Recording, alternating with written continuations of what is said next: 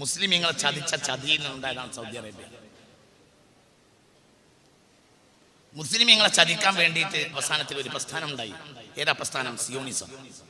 AD 1897 സ്വിറ്റ്സർലാൻഡിലെ Basil വെച്ച് August 3-ാം തീയതി ഉണ്ടാക്കിയതാണ് സിയോണിസം. AD 1897 തിയഡോർ ഹഡ്സൽ ആണ് അതിന്റെ സംയോജകൻ, അതിന്റെ പിതാവ്. അയാളാണ് സിയോണിസം ഉണ്ടാക്കിയത്. തിയഡോർ ഹഡ്സൽ അയാളാണ് ഇസ്രായേലിന്റെ രാഷ്ട്രപിതാവ്. അയാൾ നേരത്തെ 1906 മരിച്ചിട്ടുണ്ട്, തിയഡോർ ഹഡ്സൽ. പക്ഷേ 1948 ഇസ്രായേൽ ഉണ്ടാവുന്നത്. അയാൾ ഇസ്രായേൽ കണ്ടിട്ടില്ല. നമ്മുടെ രാഷ്ട്രപിതാവ് ഗാന്ധിജി 1948 മരിക്കുന്നത്. 47 നമുക്ക് സ്വാതന്ത്ര്യം കിട്ടി. നമ്മുടെ സ്വാതന്ത്ര്യം കിട്ടിയിട്ട് പിന്നെ 1 വർഷം ജീവിച്ച ആളാണ് നമ്മുടെ രാഷ്ട്രപിതാവ്. എന്നാൽ ഇസ്രായേലിന്റെ രാഷ്ട്രപിതാവ് സ്വാതന്ത്ര്യം കിട്ടുന്നതിന്റെ 40 കൊല്ലം മുമ്പ് മരിച്ച ആളാണ്. 42 കൊല്ലം മുമ്പ് മരിച്ചു. 1948 ഇസ്രായേൽ ഉണ്ടാവുന്നത്. 1996 തിയഡോർ ഹഡ്സൽ മരിച്ചുപോയി. അയാളാണ് ഇസ്രായേലിന്റെ രാഷ്ട്രപിതാവ്. അയാൾ 1897 ആഗസ്റ്റ് 3-ാം തീയതി സ്വിറ്റ്സർലാൻഡിലെ ബാസിൽ വെച്ച് ഒരുമിച്ച് കൂട്ടിയ ജൂഡ സമ്മേളനത്തിൽ ഉണ്ടാക്കിയ സംഘടനയാണ് എന്ത്? സിയോണിസം. സിയോണിസവുമായി എന്താ സിയോണിസം ചെയ്തത്? സിയോണിസം ചെയ്തത് എന്താണ്? 17 വർഷം അവർ മുസ്ലിങ്ങളിൽ രഹസ്യമായി പണിയെടുത്തു. എന്നിട്ട് മുസ്ലിം സമുദായത്തിൽ ഒരു വിഭാഗത്തെ അടർത്തി മാറ്റി. ആ അടർത്തി മാറ്റിയതാണ് വഹാബിസം. അങ്ങനെയാണ് 1-ാം ലോക മഹായുദ്ധം ഉണ്ടാക്കിയത്. 1914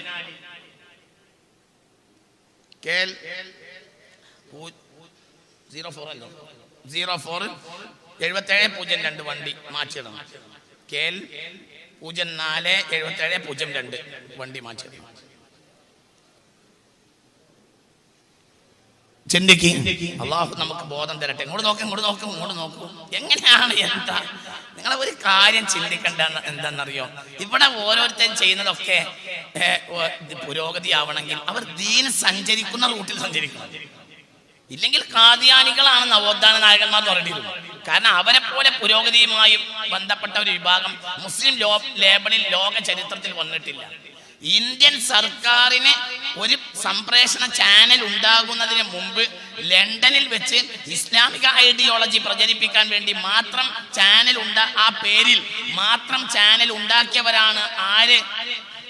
കാദ്യാനികൾ. ഇന്ദിരാഗാന്ധിക്ക് എന്താണ് ചാനൽ എന്ന് അറിയുന്നതിന് മുമ്പ് മോട്ടിക്ക് ആരാ? മോത്തിലാല്. ഇന്ത്യ വിലക്ക് കൊടുക്കുമോ എന്ന് മൗണ്ട് ബാറ്റനോട് ചോദിച്ച മനുഷ്യൻ. ഇന്ത്യയിലെ സെന്റും ഏക്കറയും കണക്കാക്കിയിട്ട് വേലാങ്കോട്ട് വന്നേക്കാം എന്ന് പറഞ്ഞ മൗണ്ട് ബാറ്റന്റെ പേരക്കുട്ടിയാണ് ഇന്ദിരാഗാന്ധി. ഇന്ദിരാഗാന്ധിക്ക് ഒരു ചാനൽ ഉണ്ടാകുന്നതിന് മുമ്പ് ഇസ്ലാമിക ഐഡിയോളജി പ്രചരിപ്പിക്കാൻ ജനകീയ ചാനൽ ഉണ്ടാക്കിയവരാണ് കാദിയാനികൾ. എന്നാ അവരെ തലേക്കല്ലേ നവോത്ഥാനവാദികൾ നവോത്ഥാനം നടത്തിയവെന്ന് പറയേണ്ടത്? മനസ്സിലാവുണ്ടോ നിങ്ങൾക്ക്? കാണുന്നതിന് മുമ്പ് നമ്മൾ തല കുലിക്കരുത്. നമ്മൾ ആലോചിക്കണം. നമുക്ക് ബുദ്ധിയുണ്ട്. അവിടെ കുറെ ആളുകൾക്ക് പിഴച്ചിട്ടുണ്ട്. ഇപ്പൊ കുറച്ച് വിദ്യാഭ്യാസ വിചക്ഷണന്മാരും മറ്റു പലരും പറയുന്നുണ്ട്. ഞാനെല്ലാം കൂടെ പറയേണ്ട നേരല്ല ഇത്, അതുകൊണ്ടാണ് ഞാൻ പറയാത്തത്. എന്താ അവർക്ക് പറ്റിയത്? അവർക്ക് എന്താണ് ദീനെന്നറിയില്ല. ദീനിന്റെ പുരോഗതിയുടെ റൂട്ടുണ്ട്, അധോഗതിയുടെ റൂട്ടുണ്ട്. പുരോഗതിയുടെ റൂട്ട് സിറാത്തുൽ ലദീന അൻഅംത അലൈഹിം, അധോഗതി ഗൈറിൽ മഗ്ദൂബി അലൈഹിം വലദ്ദാലിൻ കഴിഞ്ഞാൽ ഇനി എന്താ പ്രശ്നം? എന്താ? അപ്പോൾ ഒരു സ്റ്റോൺ വെച്ചാൽ അത് പുരോഗതിയാവണമെങ്കിൽ ഇത് മഗ്ദൂബി അലൈഹിം എന്ന റൂട്ടിലാണോ, ളാലിൻ എന്ന റൂട്ടിലാണോ, അതോ അൻഅംത അലൈഹിം എന്ന റൂട്ടിലാണോ എന്ന് പരിശോധിക്കണം. മനസ്സിലാവുണ്ടോ നിങ്ങൾക്ക്? മനസ്സിലായില്ലേ പറഞ്ഞത്? ചിന്തിക്ക്. ഇതിനേക്കാൾ വലിയ ന്യൂക്ലിയർ ബോംബ് ഉണ്ടാക്കിയവരല്ലേ ഷിയാക്കള്? മുസ്ലിം ലോകത്തിൽ ന്യൂക്ലിയർ ബോംബുണ്ട് എന്ന് അവകാശപ്പെടുന്നവരെ ഷിയാക്കൾ.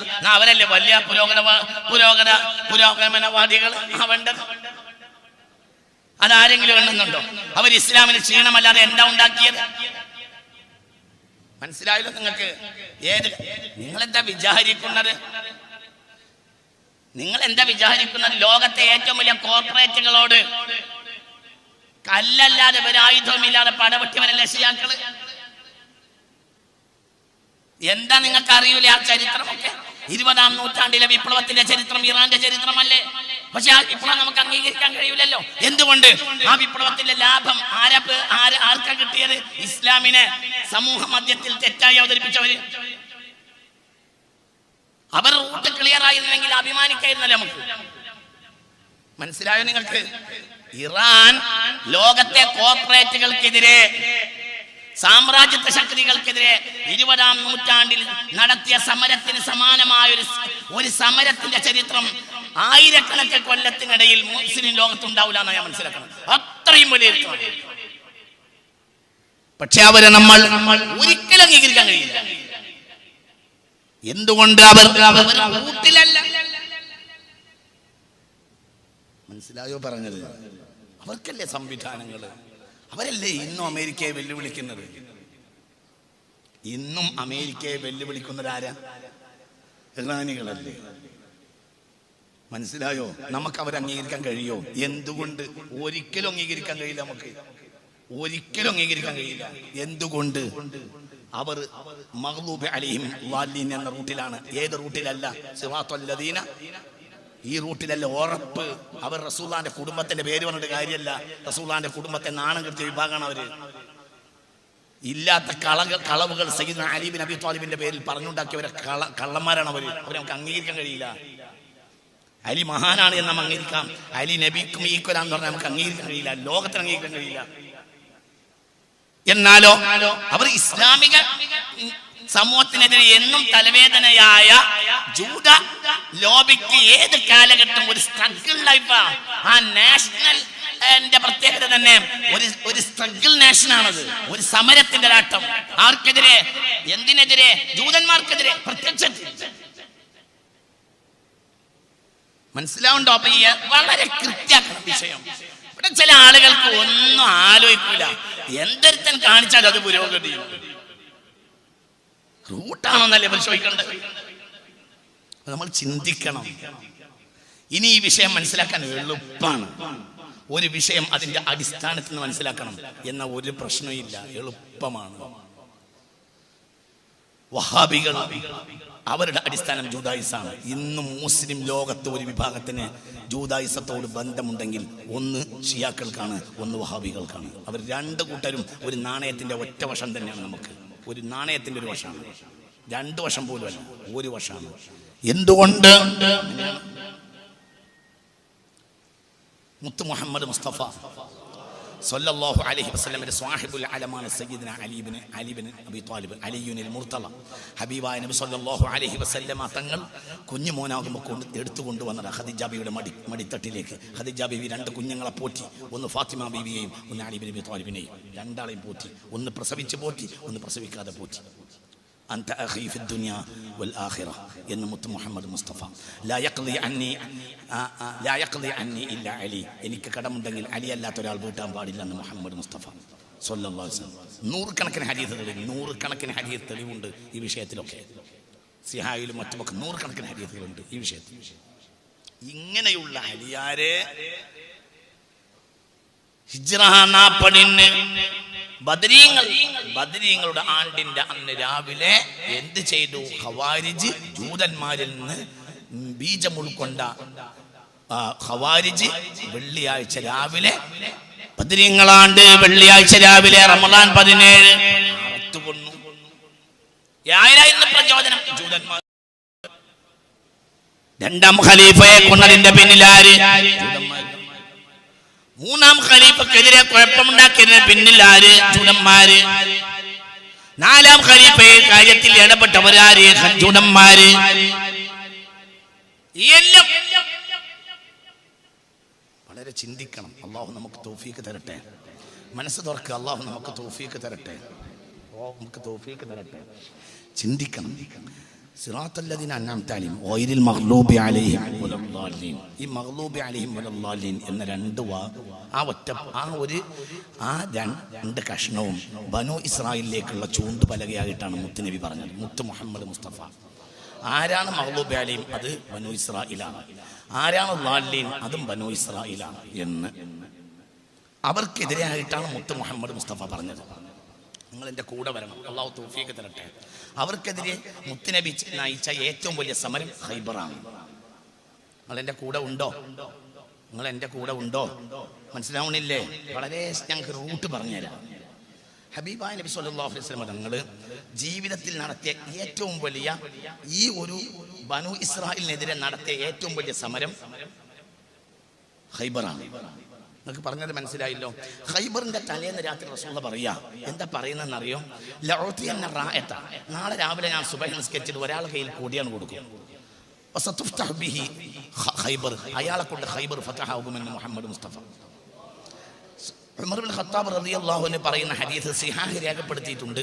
ഞാൻ പിറ്റേന്ന് സുബഹിയുടെ നേരത്തെ തന്നെ റസൂലുള്ളാഹിനെ കാണുന്ന മധ്യത്തിൽ പോയി ഇരുന്നു. എന്തിനാ ഇരുന്നതെന്നാൽ റസൂലുള്ളാഹി എന്നെ മറന്നുകൊണ്ട് വേറെ ആർക്കും കൂടി കൊടുക്കരുതെന്ന് വിചാരിച്ചിട്ട്.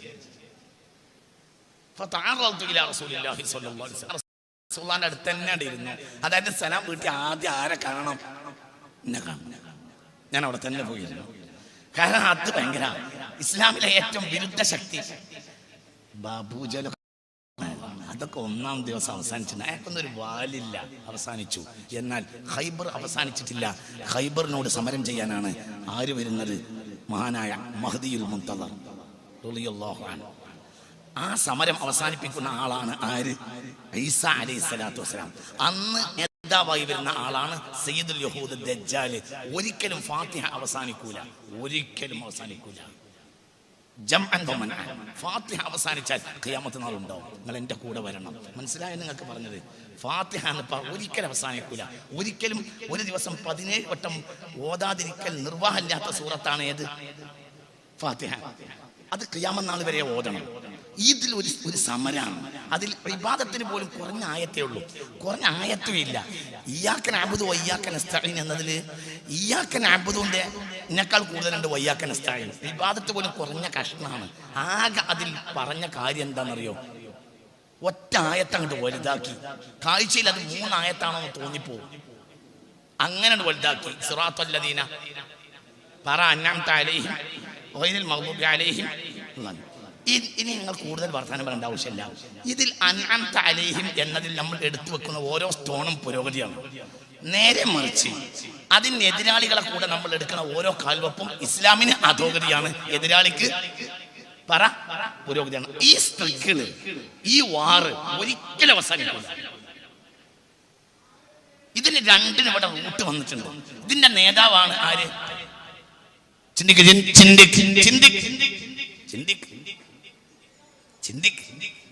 അള്ളാഹു നമുക്ക് ബോധം തരട്ടെ. മനസ്സ് തുറക്ക്, മനസ്സ് തുറന്ന് പിടിക്കുക. അള്ളാഹു നമുക്ക് ബോധം തരട്ടെ. വളരെ ചിന്തിക്കണം, ചിന്തിക്കണം, ചിന്തിക്കാതെ പോകരുത്. വളരെ ചിന്തിക്കണം. എന്താ ഈ പറയുന്നത്? വളരെ ചിന്തിക്കണം. സിറാത്തൽ ലദീന അൻഅംത അലൈഹിം ഗൈറിൽ മഗ്ദൂബി അലൈഹിം വലദ്ദാല്ലീൻ. ഈ മഗ്ദൂബി അലൈഹിം വലദ്ദാല്ലീൻ അതാരാ? ബനു ഇസ്രായേൽ. അവരുടെ നേതാവ് ആരാ? അവരുടെ സമരം അവസാനിക്കേയില്ല. അതുകൊണ്ടാണ് ബദർ അവസാനിച്ചിട്ടുണ്ട്, ഉഹദ് അവസാനിച്ചിട്ടുണ്ട്, ഖൈബർ അവസാനിക്കൂല. ഖൈബർ അവസാനിക്കുന്ന പ്രശ്നമില്ല. ഖൈബറിൽ ആർക്കാണ് മുസ്തഫ നബി കൊടി കൊടുത്തത്? സയ്യിദുന അലി റളിയല്ലാഹു അൻഹു. അദ്ദേഹം സമരത്തിന്റെ പിതാവാണ്. നിങ്ങൾ എൻ്റെ കൂടെ ഉണ്ടോ? ഈ ഉമ്മത്തിലെ ഏറ്റവും വലിയ മഹാൻ സയ്യിദുന സിദ്ദീഖ് ആണെങ്കിലും സമരത്തിന്റെ പിതാവ് സയ്യിദുന അലിയാണ്. എന്നും അവസാനിക്കാത്ത സമരം. ബദറിൽ കൊടി പിടിച്ചതും അദ്ദേഹമാണ്. കൊണ്ടുവന്നപ്പോൾ റസൂലുള്ളാഹി വേറെ ഒരാളുടെ കയ്യിലാണ് കൊടി കൊടുത്തത്. ബദറിലെത്തിയപ്പോൾ കൊടി അലി ബിൻ അബി താലിബിന്റെ കയ്യിൽ കൊടുത്തു. ഏറ്റവും പ്രധാനപ്പെട്ട വാള് കൊടുത്തതും സയ്യിദുന അലിക്കാണ്. ദുൽഫുഖാർ. മനസ്സിലാവണമെന്നല്ലേ പറഞ്ഞത്? അവസാനം ഒരിക്കലും അവസാനിക്കാത്ത സ്ട്രഗിളിന്റെ പിതാവായി നിശ്ചയിച്ചതും അലിയാണ് റളിയല്ലാഹു അൻഹു. ഇത് മനസ്സിലാവുണ്ടോ നിങ്ങൾക്ക്? മനസ്സിലായില്ല നിങ്ങൾക്ക്? ഇത് ചിന്തിക്കണം. ഈ അലിയാരെ കൊല്ലാണ് ആര്? ആദ്യത്തെ വഹാബിയത്ത്. അതിന് വഹാബിയത്ത് എന്ന് പറയാമെങ്കിൽ അതിന്റെ വേരാണത്. ബിദ്അത്തിന്റെ ആദ്യത്തെ പേരാണ് ഖവാരിജ്. വഹും കിലാബു അഹ്ലിന്നാർ. അവർ നരകത്തിലെ നായകളാകുമെന്ന് മുഹമ്മദ് മുസ്തഫ സല്ലല്ലാഹു അലൈഹി വസല്ലം. താടി ഇത്ര, തലേക്കട്ട്, താടി, എന്തൊക്കെയാ അവർക്കുള്ളത്? കമീസ് അവർ ഇവിടെ മുറിക്കും, ഫാൻസ് ഒക്കെ ഇവിടെ മുറിക്കും, കമീസ് ഇവിടെ മുറിക്കും, നെഞ്ച് നീണ്ടു കിടക്കുന്ന താടി. എന്നിട്ട് അവരാണ് കൊന്നു. ആരെ കൊന്നു? അലിയാരെ കൊന്നു. അലിയാരാരാ? ഖൈബറിലെ കൊടി പിടിച്ച ആൾ, ബദറിൽ കൊടി പിടിച്ച ആൾ. പിൽക്കാലഘട്ടത്തിൽ മുസ്ലിം ലോകത്തിന്റെ വളർച്ചയെ തടഞ്ഞതാരാ? സിയോണിസ്റ്റുകൾ. അവരോട് കൂടെ താതാത്മ്യപ്പെട്ടു ആര്? വഹാബികൾ. 1897 സ്വിറ്റ്സർലാൻഡിലെ ബാസിൽ വെച്ചിട്ട് സിയോണിസം ഉണ്ടാക്കി. ആ സിയോണിസവുമായി താതാത്മ്യപ്പെട്ടു. അതെങ്ങനെ നിങ്ങൾക്ക് മനസ്സിലായി? അത് മുള പുറത്തു വന്ന മനസ്സിലാവൂലേ? മുള പുറത്തു വന്നു. 1914 ഒന്നാം ലോക മഹായുദ്ധം ഉണ്ടാക്കിയതിന്റെ ലക്ഷ്യം എന്താ? തുർക്കിയെ നശിപ്പിക്കുക. ഏതായിരുന്നു തുർക്കി? ഇന്നത്തെ അമേരിക്കയുടെ 10 ഇരട്ടി സൈനികമായും സന്നാമായും ആൾബലമായും ശക്തമായ രാഷ്ട്രം, ഇസ്ലാമിക രാഷ്ട്രം. ഒരു പൊളിറ്റിക്സിന് അതിൻ്റെതായ ദൗർബല്യങ്ങളുണ്ടാവും. രാജാക്കന്മാർക്ക് അവർ ഏതാളാണെങ്കിലും ഉണ്ടാവും. ഹാറൂൺ റഷീദ് അബ്ബാസി ഖലീഫമാരെ കൂട്ടത്തിൽ ഒരു നല്ല മനുഷ്യൻ ഹാറൂന. പക്ഷെ അക്കാലത്തെ സൂഫിയാണ് മഅറൂഫുൽ ഖർഖി. അദ്ദേഹം ചീത്ത പറയും. ബഗ്ദാദ് അങ്ങാടിയിൽ ഇറങ്ങിയാൽ നേരം വെളുത്താൽ വൈകുന്നേരം വരെ ചീത്ത പറയും, ആക്ഷേപിക്കും. ആരെ? അബ്ബാസി ഖലീഫ ഹാറൂൺ റഷീദിനെ. എന്നാൽ ഒരു റളിയല്ലാഹു അൻഹു എന്ന് പറയാവുന്ന ഒരു ഭരണാധികാരി അബ്ബാസി ഖലീഫമാരുടെ കൂട്ടത്തിൽ ഉണ്ടെങ്കിൽ അതാരാ? ഹാറൂൺ റഷീദ. എന്നിട്ട് സൂഫിയായ മഅറൂഫുൽ ഖർഖി റളിയല്ലാഹു അൻഹു സദാസമയം ആക്ഷേപിക്കുമായിരുന്നു ആരെ? ഹാറൂൺ റഷീദിനെ. എന്തുകൊണ്ട്? പൊളിറ്റിക്സിന്റേതായ ദൗർബല്യങ്ങളൊക്കെ ഉണ്ടാവും. അതിനെല്ലാം കൂടെ നമ്മൾക്ക് ന്യായീകരണം കണ്ടെത്താൻ കഴിയില്ല. അത് ദുന്യാവല്ലേ.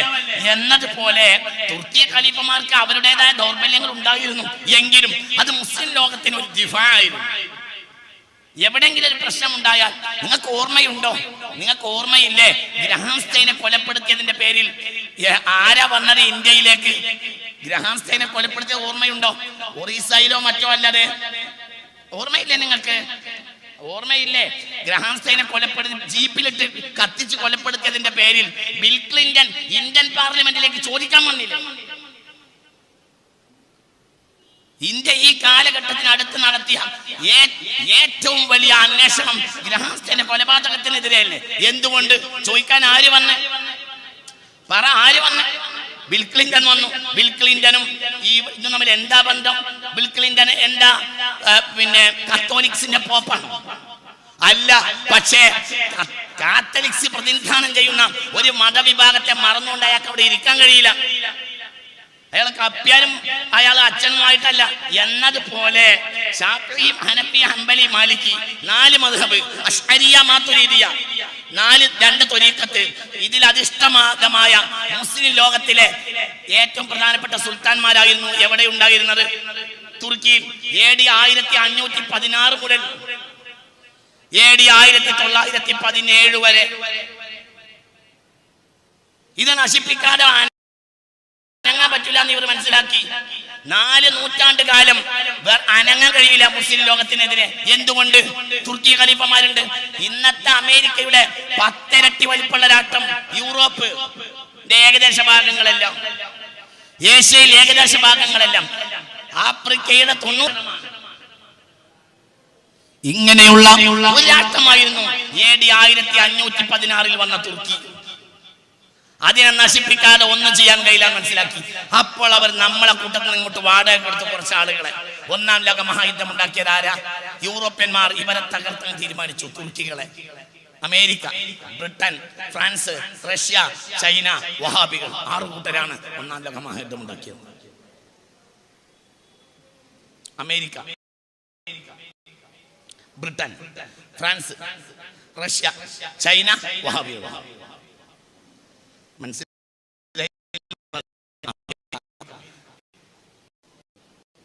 America, Britain, Russia, France, China, വഹാബികൾ. ഈ 6 7-ാമത്തെ ഒരു കൂട്ടരില്ല. ഈ വഹാബികൾ അന്ന് ദിർഇയായിൽ മാത്രം ഒതുക്കപ്പെട്ട റിയാദിന്റെ പ്രാന്തപ്രദേശമായ ദിർഇയയിലെ ഒരു കൊച്ചു നാട്ടുരാജ്യമാണ് അവർ. മുസ്ലിം ലോകത്ത് ചാരപ്പണി എടുക്കാൻ ചാരന്മാരായ താടിവാലന്മാരെ കൊടുക്കാമെന്ന് അബ്ദുൽ അസീസ് രാജാവ് സമ്മതിച്ചു. അല്ലാതെ അബ്ദുൽ അസീസ് രാജാവിന് ഇവരെ കൂട്ടത്തിൽ കൂടിയിട്ട് ഇവർക്ക് എന്താ കാര്യം? അബ്ദുൽ അസീസ് രാജാവിന്റെ കയ്യിൽ അന്ന് സൈക്കിൾ പോലും ഇല്ല. നിങ്ങൾ ഇതിന്റെ കൂടെ ഉണ്ടോ? മനസ്സിലായോ പറഞ്ഞത്? ഈ ബീരങ്കി രാട്ടങ്ങൾ എന്തിനാ ഇവരെ കൂട്ടിയെന്നറിയോ? ഈ ബീരങ്കി കയ്യിലുള്ള രാട്ടങ്ങൾ എന്തിനാ ഇവിടെ കൂട്ടിയത്? ഇയാളെ കയ്യിൽ ഒരു ദർറാജത്ത് സൈക്കിൾ പോലും ആ കാലത്ത് ഇല്ല. ഇത് ആലപ്പുഴയുടെ പോലും അത്ര വലിപ്പമില്ലാത്ത ഒരു നാട്ടുരാജ്യമാണ് എന്ത് ദഅിയ. അവിടുത്തെ ഖലീഫയാണ് ആര്? വഹാബിയത്ത്. പിന്നെ എന്തിനാ കുട്ടിയത്? അവിടെ ഈ താടിക്കാര് ചാരന്മാരായി ഇറങ്ങി. ചാരന്മാരായി ആർക്കെതിരെ? എല്ലാ കവലകളിലും പള്ളികളും കയറി നിന്നിട്ട് തുർക്കി ഖലീഫമാരെ എതിര് പറയാം. അപ്പോൾ പൊതുജനം മൊത്തത്തിൽ എതിരായി ആർക്ക്? തുർക്കി ഖലീഫമാർക്ക്. അപ്പോൾ അവരെ സഖ്യകക്ഷികളെ സ്വീകരിക്കൽ എളുപ്പമായി. അതായിരുന്നു ഇവരെ പണി. അല്ലാതെ ആറ്റമം ഉണ്ടാക്കലല്ല. അതിന് ഇവർക്ക് കഴിയൂല, അന്നൊന്നും കഴിയൂല. ഇപ്പോൾ അവർ അമേരിക്കയിൽ നിന്ന് വാങ്ങുന്നത് 40,000 കോടി ഡോളറിന്റെ വെപ്പൺസ് ആണ്.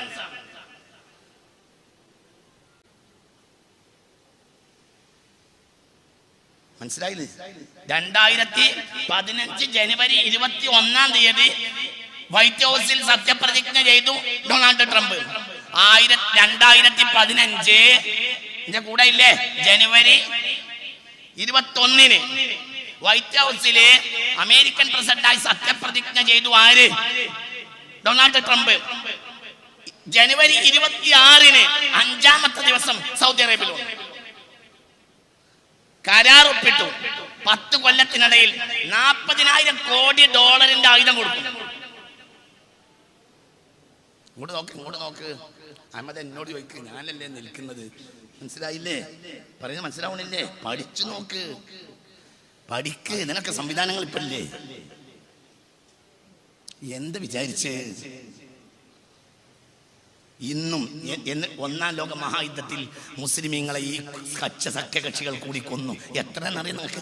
50 ലക്ഷം മുസ്ലിമീങ്ങളെ തുർക്കികളും തുർക്കി രാഷ്ട്രത്തോട് ചേർന്ന് നിൽക്കുന്നവരുമായ 50 ലക്ഷം മുസ്ലിമീങ്ങളെ വഹാബികളും 5 രാഷ്ട്രങ്ങളും കൂടി കൊന്നു. 1914 മുതൽ 1917 വരെ. എത്ര ലക്ഷം? 50 ലാഖ്. 8 ലക്ഷം പട്ടാളവും 42 ലക്ഷം സിവിലിയന്മാരും. നെറ്റിലടിച്ചു നോക്ക്, എനിക്കങ്ങനെ പറയാൻ പറ്റും. ഒന്നും കഅബാലയത്തിന്റെ താക്കോൽ കൈവശം വെച്ചിരുന്ന് വാങ്ങിയിട്ട് കഅബാലയത്തിന്റെ താക്കോൽ നിങ്ങളെ കയ്യിൽ കൊടുക്കുമെന്ന് അമേരിക്കയും ബ്രിട്ടനും പറഞ്ഞിരുന്നു. 1914. 1917 1-ാം ലോകം അവസാനിച്ചപ്പോൾ അവർ എന്ത് ചെയ്തു? ആ താക്കോൽ വാങ്ങി ഇവർക്കാണ് കൊടുത്തു. ആ താക്കോലാണ് ഇപ്പൊ അവരുടെ കയ്യിലുള്ളത്. ഇതിന് പുരോഗതി എന്ന് പറയും. എത്ര സ്വാലിഹീങ്ങളെ കൊന്നു, എത്ര സ്വാലിഹീങ്ങളെ കൊന്നു, എത്ര മുത്തഖീങ്ങളെ കൊന്നു, എത്ര സ്വാലിഹീങ്ങളെ കൊന്നു, എത്ര കിതാബുകൾ നിരാകരിച്ചു. ഇന്ത്യയിൽ കാണാൻ പാടില്ല. ഇതൊക്കെ ആയിട്ടും ഇങ്ങനെയൊക്കെ ആയിട്ടും ഇന്ത്യയിൽ നരേന്ദ്രമോദി 5 കൊല്ലം ഭരിച്ചിട്ട് വരെ ഇന്നാലിന കിതാബ് ഇന്ത്യയിൽ കാണാൻ പാടില്ല എന്ന് മുസ്ലിമീങ്ങളോട് പറഞ്ഞിട്ടില്ല. എന്നാൽ ദലായിലുൽ ഖൈറാത്ത് കാണാൻ പാടില്ല, നിരോധിച്ചിട്ടുണ്ട് സൗദി അറേബ്യയിൽ. അബ്ദുൽ അസീസ് രാജാവ് നിരോധിച്ചതാ. അയാളാണ് ഒപ്പുവെച്ചത്. ആരുമായി? ബ്രിട്ടനുമായും അമേരിക്കയുമായും തുർക്കിയെ നശിപ്പിച്ച് കൂടം കൊടുക്കണം. നിങ്ങൾക്ക് പറയുന്നത് മനസ്സിലാവുന്നുണ്ടോ? ഏതാ ദലായിലുൽ ഖൈറാത്ത്? ദലായിലുൽ ഖൈറാത്ത് എന്താണ് കിതാബ്? ദലായിലുൽ ഖൈറാത്ത് നിഷേധിച്ചു. നിങ്ങൾ ചിന്തിക്ക്, ഈ 5 കൊല്ലം നമ്മൾ പറയുന്ന ഈ വലിയ പ്രയാസങ്ങളൊക്കെ ഉണ്ടായിട്ട്, വലിയ പ്രയാസം ഉണ്ടായിട്ടുണ്ട്. അല്ലാഹു തആല നമ്മളെ കാത്തുരക്ഷിക്കട്ടെ. ഇങ്ങനെയൊക്കെ ആയിട്ടും നമ്മളെ പലതിനും അയാൾ കൈവച്ചിട്ടുണ്ട്, ഇനിയും കൈവക്കുമായിരിക്കും. പക്ഷെ ഇതൊക്കെ ആയിട്ടും ഇതുവരെ കിതാബിൽ കൈവച്ചിട്ടില്ല. അള്ളാഹു അതിനെ തൊട്ട് കാത്തുരക്ഷിക്കട്ടെ. അള്ളാഹു അത്തരം ദുർഭരണങ്ങളെ മാറ്റി ധീരന്മാരായ കരുണയുള്ളവർ, അവർ ഏത് മതത്തിൽപ്പെട്ടവരാണെങ്കിലും കരുണയും നീതിയും ഉള്ളവർക്ക് അള്ളാഹു അധികാരം കൊടുക്കട്ടെ. അത് 5 വക്തും ദുആ ചെയ്യണം. കരുണയും നീതിയും ഉള്ളവർക്ക് അള്ളാഹു അധികാരം കൊടുക്കട്ടെ. എല്ലാ തരം ജനങ്ങളെയും സ്വന്തം ആളുകളായി പരിഗണിക്കുന്ന ആളുകൾക്ക് അള്ളാഹു അധികാരം കൊടുക്കട്ടെ. അള്ളാഹു അങ്ങനത്തെ ഒരു അവസ്ഥ നല്ല ഇന്ത്യയെ, അഥവാ ലോകം ഇന്ന് വരെ അത്ഭുതത്തോടെ നോക്കിക്കണ്ട സഹോദര്യത്തിന്റെയും ഏകത്വത്തിന്റെയും ഇന്ത്യയെ സംസ്ഥാപിതമാക്കാൻ ഈ 23-ാം തീയതിയോടുകൂടെ ഇന്ത്യയിലെ കോടിക്കണക്കായ കൈകൾക്ക് അള്ളാഹു കരുത്തു കൊടുക്കട്ടെ, ബോധം കൊടുക്കട്ടെ. ആമീൻ ബിറഹ്മതിക യാ അർഹമർ റഹീം. നിങ്ങൾ ചിന്തിക്കുക. എന്നാൽ എന്താ അവർ ചെയ്തത്? അവര് 1-ാം ലോക മഹായുദ്ധം കഴിഞ്ഞപ്പോൾ അവരെന്താ ചെയ്തത്? അവർ ദലായിലുൽ ഖൈറാത്ത് നിരോധിച്ചു. പിന്നെ അവരെന്താ നിരോധിച്ചത്? എല്ലാ വെള്ളിയാഴ്ച രാവിലും ഐശ നിസ്കാരം കഴിഞ്ഞാൽ ബഹുമാനപ്പെട്ട ഹറമുൽ ശരീഫിൽ ആമിൻ തദക്കുരി رنم بدي سلمي مزجت دما ترى من مقلة بدمي مولاي صل وسلم على حبيبك خير الخلق كلهم.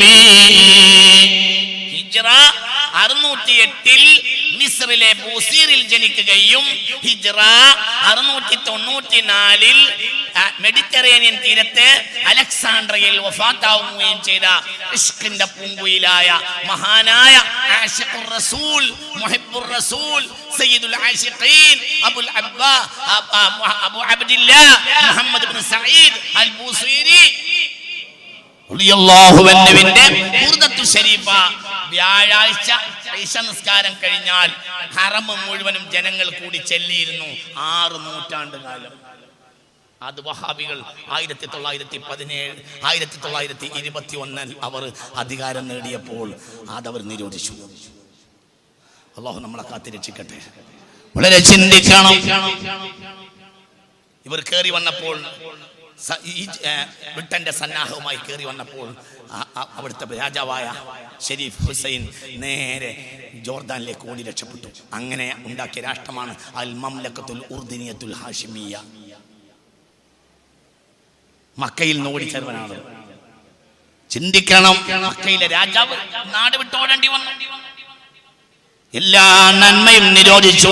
ഹറമിൽ ബാങ്ക് കൊടുക്കുന്ന ആളുകൾ അല്ലാഹുമ്മ സ്വല്ലി അലാ മുഹമ്മദ്, അല്ലാഹു അക്ബർ അല്ലാഹു അക്ബർ അല്ലാഹു അക്ബർ അല്ലാഹു അക്ബർ എന്ന് തുടങ്ങുന്നതിന് മുമ്പ് അല്ലാഹുമ്മ സ്വല്ലി അലാ മുഹമ്മദ് എന്ന് പറഞ്ഞു. അബ്ദുൽ അസീസ് രാജാവ് അധികാരത്തിൽ കയറിയപ്പോൾ പറഞ്ഞു സ്വലാത്തെല്ലാം പാടില്ല, ബാങ്ക് കൊടുത്താൽ മതി. അയാള് അനവധി കൊല്ലങ്ങളായി അയാളെ വാപ്പമാര് ചൊല്ലുന്നല്ലേ, അയാൾ എല്ലാതിരിക്കും. അടുത്ത തവണ ബാങ്ക് കൊടുത്തപ്പോൾ തലയും കൊണ്ട് കിട്ടി. ബാങ്ക് മതി, സ്വലാത്ത് വേണ്ട. ഇതാണ് അവർ നാട്ടിൽ പുരോഗമതി. ഇതാണ് അവർ കാട്ടിയ പുരോഗതി. സൈനി ദഹ്ലാനെ പോലെ മഹാന്മാർ സവിസ്തരം ഈ ചരിത്രം രേഖപ്പെടുത്തിയിട്ടുണ്ട്. എന്റെ വകയല്ല, കാണിക്കാൻ ഞാൻ തയ്യാറാണ്. ചരിത്രകാരന്മാർ ചരിത്രം രേഖപ്പെടുത്തിയിട്ടുണ്ട്.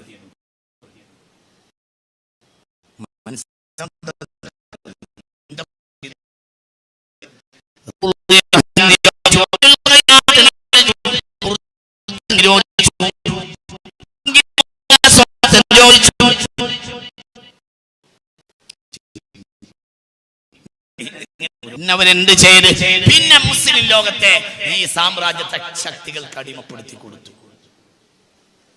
ഒരു കാര്യം ചെയ്തു. എന്താ അവര് ചെയ്തത്? അവർ ഹജ്ജ് കഴിഞ്ഞ് തിരിച്ചു പോകുന്ന ആളുകൾ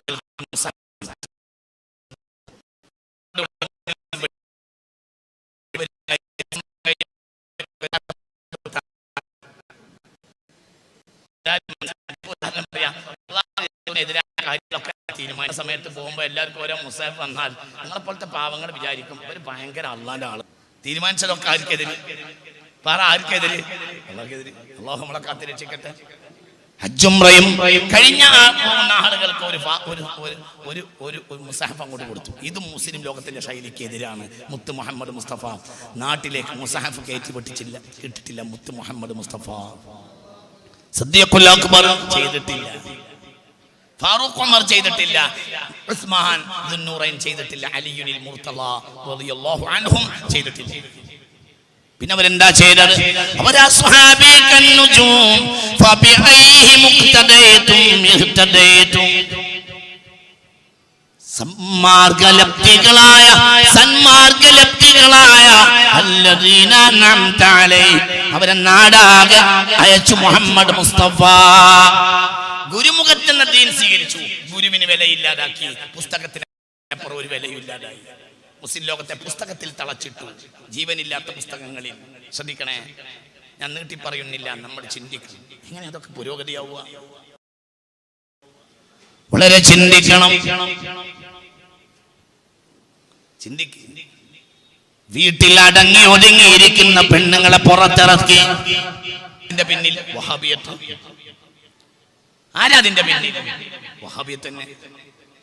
ഇപ്പോൾ അവർക്ക് എല്ലാം മടുത്ത് ഇപ്പോൾ അവർക്ക് ഭൗതികതയും മടുത്ത് അവർ അതിഭൗതികതയിലേക്ക് എടുത്തു ചാടിക്കൊണ്ടിരിക്കുകയാണ്. അള്ളാഹു നമ്മെ കാത്തുരക്ഷിക്കട്ടെ. എല്ലാം മുഴുവനും തലവട്ടാൻ ഒരുങ്ങുന്ന ഭീകരവാദി. ആരാ ഭീകരതയുടെ പിതാക്കൾ? ഖവാരിജ്. ആരാ ഖവാരിജിന്റെ പിതാക്കൾ? ജൂഡന്മാര്. ആ ഖവാരിജിനെ ഇന്ന് താലോലിക്കുന്നവരാരാ? ഖവാരിജ് അലി ബിൻ അബി ത്വാലിബ് റളിയല്ലാഹു അൻഹു. ഉറക്കപ്പറ സയ്യിദുനാ അലി റളിയല്ലാഹുവിന്റെ കഴുത്തിങ്ങനെ അറക്കുന്ന നേരത്തെ ഖവാരിജ് വിളിച്ച മുദ്രാവാക്യം അൽബിദായത്തു വന്നിഹായയിൽ ഹാഫിദ് ഇബ്നു കസീർ രേഖപ്പെടുത്തിയിട്ടുണ്ട്. ഇബ്നു തൈമിയ്യയുടെ ശിഷ്യനായത്തിൽ ഖുതുബ മലയാളത്തിലാവുന്ന കാര്യത്തിൽ തറാവീഹ് ഇല്ല എന്നുള്ള വിഷയത്തിൽ നിങ്ങളുടെ കൂടെ ഉണ്ടോ? തറാവീഹ് ഇല്ല 11 പറയരുത്, അത് വിത്തറല്ലേ. വിത്തറ എങ്ങനെ തറാവീഹ്? നിങ്ങൾക്ക് പറഞ്ഞത് മനസ്സിലായോ? പാറ കഞ്ഞി വേറെ പുട്ട് വേറെ. സാധനം 2 അരിയാണെങ്കിലും കഞ്ഞി പുട്ടാവോ പുട്ട് കഞ്ഞാവോ? നിങ്ങളിന്റെ കൂടെ ഉണ്ടോ? പറഞ്ഞത് മനസ്സിലായില്ലേ? ഇവരെന്താ പറഞ്ഞത്? എന്തില്ല? തറാവീഹ് എന്ന നിസ്കാരം ഇല്ല. റസൂലുള്ള 11 അല്ല നിസ്കരിച്ചിട്ടില്ല, അത് നമുക്കും അറിയാലോ. അത് ഇത്രല്ലേ. തറാവീഹ് എന്താ? അസ്സലാത്തു ഖാസത്തു മിൻ റമളാൻ, റമളാൻ കൊണ്ട് ഖാസ നിസ്കാരം. 20 റക്അത്ത് തറാവീഹിന് ഇമാമത്ത് നിന്ന് ആരാ? സയ്യിദുനാ ഉബയ്യ് ഇബ്നു കഅബ് റളിയല്ലാഹു അൻഹു. ആരുടെ കാലത്ത്? സയ്യിദുനാ ഉമർ ഇബ്നുൽ ഖത്താബ്. ആരാ ഉബയ്യ് റളിയല്ലാഹു അൻഹു? ഒരിക്കൽ റസൂലുള്ളാഹി കണ്ടപ്പോൾ പറഞ്ഞു, ഉബയ്യ് അടുത്തു വാ.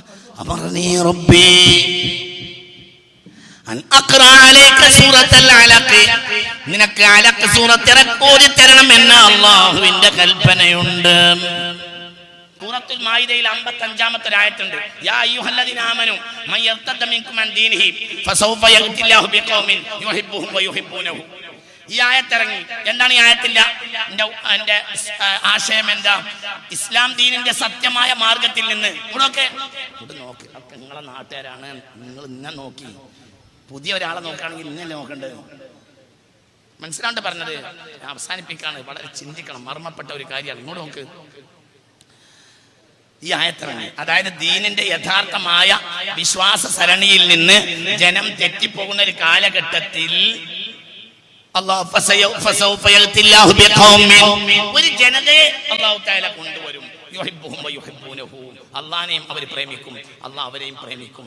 അങ്ങനത്തെ ഒരു ജനതയെ കൊണ്ടുവരുന്നുണ്ട്. അതായത് സത്യവിശ്വാസത്തിൽ നിന്ന് ആളുകൾ തെറ്റിപ്പോകുന്ന കാലത്ത്. നിങ്ങളൊന്ന് ശ്രദ്ധിക്കേ. മനസ്സിലാവുണ്ട് പറഞ്ഞത്? നിങ്ങൾക്ക് കേൾക്കാനല്ല ഈ പറയുന്നത്.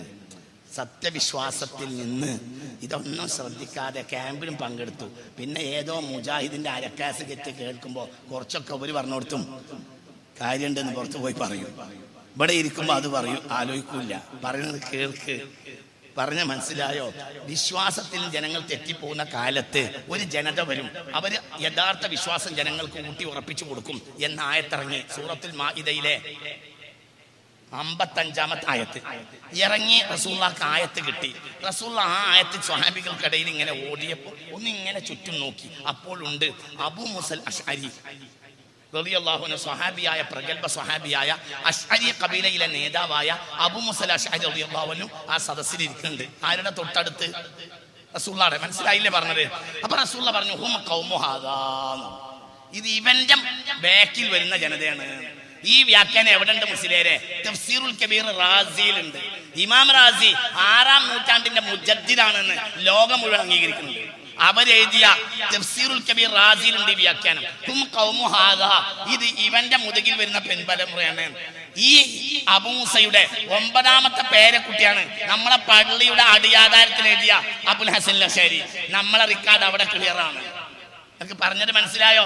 മറ്റ് ജാമിദയ്ക്കും ചേകനൂരിനും ഖാദിയാനിക്കും ഒറ്റ ആധാരം, സമസ്തക്ക് വേറെ ആധാരം, സമസ്തക്ക് അർശിൽ രേഖപ്പെടുത്തിയ ആധാരം. നിങ്ങൾക്ക് പറഞ്ഞത് മനസ്സിലായോ? ഡൗട്ടുണ്ടോ? മനസ്സിലായില്ലേ പറഞ്ഞത്? നമ്മളെ റൂട്ടിലാണ്. ആ റൂട്ടാണ് സിറാത്തല്ലദീന. മനസ്സിലായോ പറഞ്ഞത്? അതിവിടെ നിലനിൽക്കണമെങ്കിൽ സമസ്ത ഉണ്ടാകണം, അതിന് സുന്നി ഉണ്ടാവണം, പണിയെടുക്കണം. അള്ളാഹു നമുക്ക് തൗഫീഖ് നൽകട്ടെ. മനസ്സിലായത് പറഞ്ഞത്? അതുകൊണ്ട് വളരെ കൃത്യമായി നമ്മുടെ വിശ്വാസം, നമ്മുടെ സരണി, നമ്മുടെ രീതി, നമ്മുടെ ഉസ്താദുമാരിൽ പഠിച്ച് പ്രവർത്തിച്ചാൽ ഒരു പേടിയും പേടിക്കണ്ട. ഇവിടെ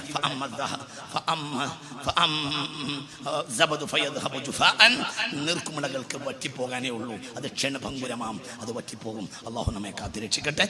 നമ്മുടെ പ്രവർത്തനങ്ങളിലൊക്കെ പങ്കാളികളാവുക. സുന്നത്ത് ജമാഅത്തിന്റെ സമസ്തയുടെ കർമ്മങ്ങളിൽ ഒത്തൊരുമിച്ച് നിന്ന് പ്രവർത്തിക്കാൻ അള്ളാഹു നമ്മെ അനുഗ്രഹിക്കട്ടെ.